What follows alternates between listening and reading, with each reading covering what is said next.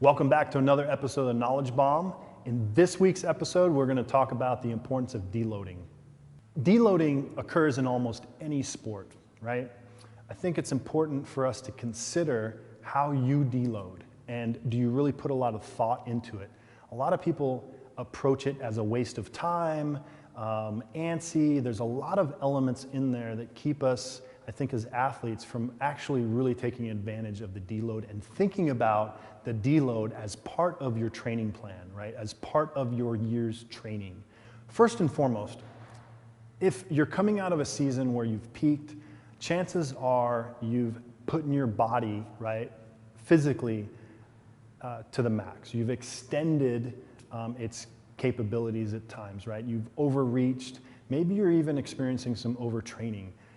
This is one example where deloading is going to be huge value. If you think about setting up for the next year, the next 4 years, if you're looking at the Olympics, or if your goal is maybe 2-3 years down the road, making sure that you hit the reset button is going to be very, very important for joints, for connective tissues, just for muscle structures, just for so many things that are involved, right, after a competition season is done with. The second piece that a lot of people don't think about is the mental and emotional piece that I think is really, really underrated.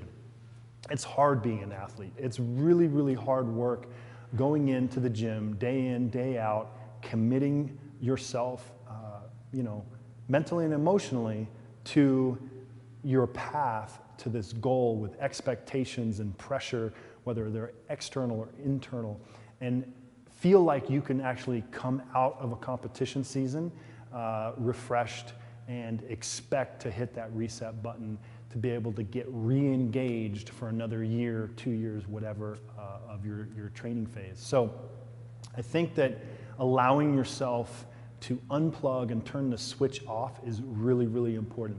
I've talked about the importance of cultivating this parasympathetic state within us and how that really aids in recovery.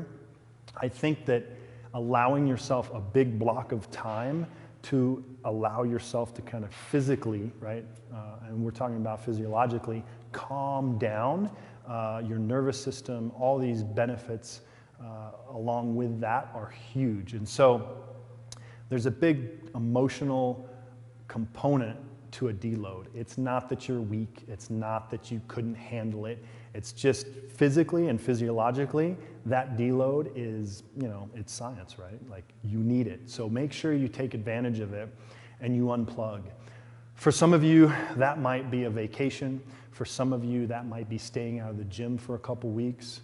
For some of you, it just might be spending quality time looking back on the season and asking yourself, why? Why do I compete, right? What if you get first place? What if you get last place? Like, what does that do and who does that create, right? Does that change who you are? So thinking about why you do things might be a way to kind of really enable you to unplug and re-engage in the upcoming season. So in general, this is how I structure deload, and these are some considerations that you can take around a deload, right? One, I ask all my athletes to stay out of the gym for some amount of time. For some folks, it's 2 weeks. For some folks, it's 3 days. The second thing is to resist the urge to feel like you need to get going, right? You need to get a head start. You need to get back in the gym. You need to start lifting heavy weights. You need to get going.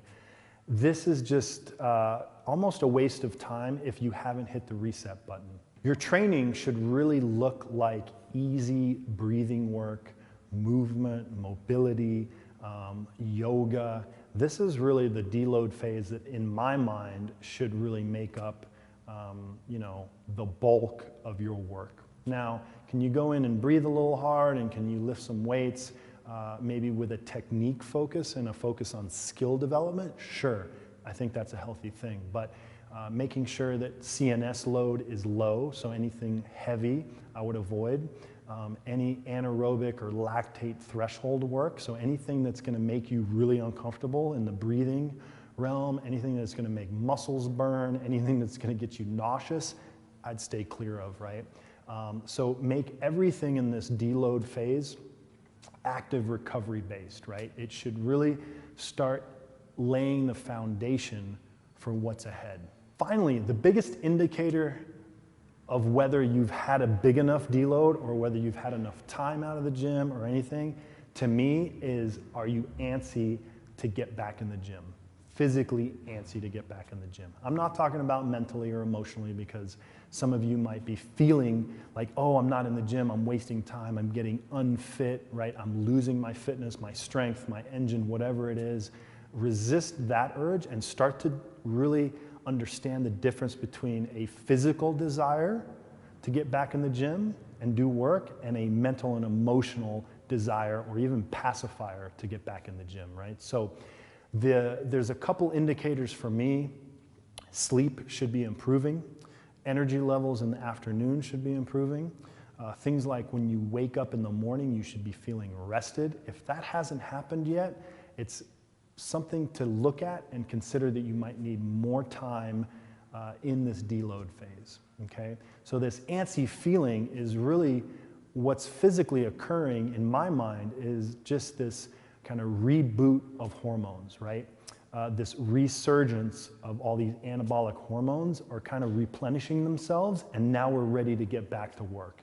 And so that's what we're trying to hone in on, and that's what we're trying to key in on to allow us to understand, okay, I'm healed, I've hit the reset button, I'm ready to get back in the gym. Now, once you get back in the gym, again, you're not getting back at it 100%, you gotta ramp up, right? Training load, training intensity, all that stuff. But having a deload built into your plan is one of the best things you can do for athlete longevity, for the longevity of your career.